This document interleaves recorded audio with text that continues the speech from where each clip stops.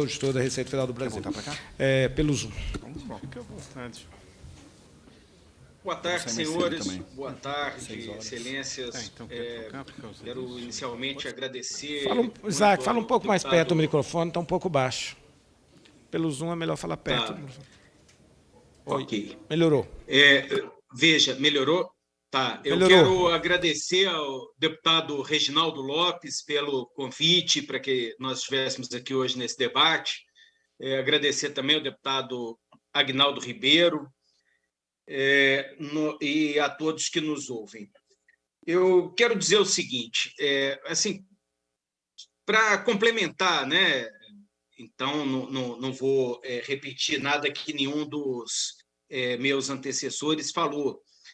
Quero dizer que, quando nós debatemos aqui uma tributação, novas regras, um novo marco constitucional, um novo sistema tributário, ele só vai acontecer se nós tivermos uma administração tributária que seja eficiente, que seja justa, que aplique esse novo marco jurídico, legal, constitucional, às relações. Então, precisamos cuidar, isso é central, precisamos cuidar da administração tributária. E aí, eu preciso aqui resgatar um fato recente. Nós todos aqui só saberíamos que existiu um cavalo de ouro recheado de diamantes porque existe uma autoridade tributária e aduaneira que toma decisões em matéria tributária e em matéria aduaneira. Essas decisões, elas não podem ser do presidente da República, não pode ser do secretário da Receita Federal, não pode ser do secretário estadual de Fazenda, não podem ser do coordenador de um convênio interfederativo, de um presidente de uma autarquia, de um almirante, enfim. Isso está bem estabelecido no marco normativo de hoje, e por isso nós sabemos que esse cavalo existiu. No artigo 142 do CTN, reserva a essa autoridade a prerrogativa de constituir, mediante o lançamento, o crédito tributário, e o artigo 141 reserva a prerrogativa de desconstituir o crédito tributário. Na Lei 10.593, hoje vigente, o artigo 6º, ele delimita ali as atividades que são prerrogativas, que são atribuições privativas da autoridade tributária e aduaneira no âmbito da União. Então, nesse momento em que se está desenhando um novo sistema tributário, né, e isso será sucedido pela edição de leis complementares e de leis ordinárias, nesse redesenho é importante que se garanta à administração tributária uma blindagem extra em relação a que existe hoje, né, para que ela possa não ser sensível, para ela possa ser blindada em relação a novas tentativas de corrosão institucional, né? Elas resistiram, mas nós temos que estar prontos para ocasiões futuras, a semelhança dessas que passaram. Nós temos que estar prontos, a administração tributária tem que estar blindada em relação a isso. E, nesse sentido, é muito importante que se adira ao texto constitucional as garantias que estão ali no artigo 141 e 142 do CTN e aquelas que estão no artigo 6º da Lei 10.563. Por quê? A 10.563 só se aplica à União Federal. Então, é importante, né, seguindo aqui o que os demais falaram, que os auditores fiscais, também que atuam em nível estadual e nível municipal, tenham essa garantia. E ela, colocada no texto constitucional, é fundamental, porque nós estaremos fazendo toda uma revisão de marco normativo, em que as leis vão podendo ali mudar de acordo com sem a estabilidade necessária para esse tipo de relação. A relação fisco-contribuinte, né? Quando se procura segurança jurídica, você precisa dessas garantias.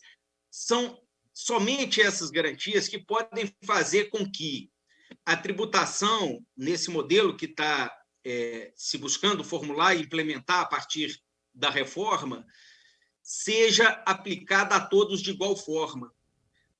O empresário precisa ter a segurança de que a empresa dele está submetida às mesmas regras que uma outra empresa de alguém que, em uma certa ocasião, tenha maior poder que ele, né?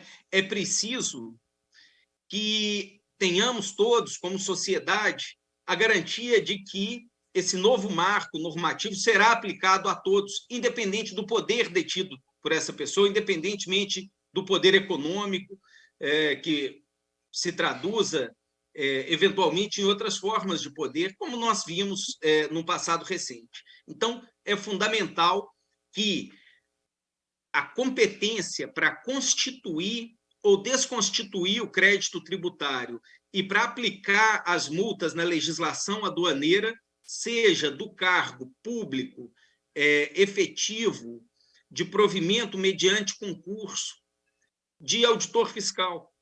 Essa é um desenho que está no CTN e está na legislação federal em diversos documentos, em diversos mecanismos normativos esparsos, e que deve ser aderido ao texto constitucional para a estabilização das relações jurídicas e para a segurança jurídica, de maneira geral. Além disso, nós precisamos de uma administração tributária que seja equipada. Então, a legislação infraconstitucional, as leis complementares, devem cuidar que o orçamento reservado à administração tributária, por exemplo, no caso da administração tributária, o Fundaf, tenha o seu plano de aplicação de recursos atendido, tenha o seu plano de aplicação de recursos observado, né? Ele vem sendo ignorado já há muitos anos. E isso leva a administração tributária a uma situação muito difícil, né? Nos últimos anos, a gente teve constrições orçamentárias de até 50%. Isso inviabiliza a fiscalização. E, ao inviabilizá-la, cria um ambiente de injustiça. Cria um ambiente em que o agente econômico que não paga tributo tem uma vantagem concorrencial em relação àquele que paga tributo. E aí nós fazemos uma economia em que os piores prevalecem.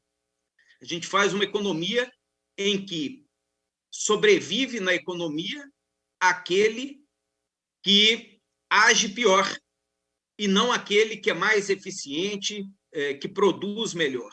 Então, são os dois pontos que eu gostaria de chamar a atenção em relação à administração tributária. Primeira coisa, constitucionalização da atribuição para constituir o crédito, desconstituir e aplicar as multas e a legislação aduaneira. A segunda coisa, necessidade de fixarmos a obrigatoriedade da aplicação dos recursos orçamentários para a administração tributária. É muito importante que consigamos caminhar, né, se vai haver um IVA, que esse IVA seja no modelo dual. A complexidade derivada de tentarmos colocar numa mesma cesta as contribuições da União, junto com o ICMS de estados e municípios, num tributo só, isso poderia gerar uma situação inadministrável sob vários aspectos, sobre o aspecto de fiscalização, sobre o aspecto de julgamento, enfim, há muita complexidade envolvida nisso que certamente não seria tratada no tempo da transição para a implementação da reforma. Então, o IVA dual é fundamental para que a administração tributária consiga se organizar adequadamente. É isso, muito obrigado e sigo à disposição para o debate.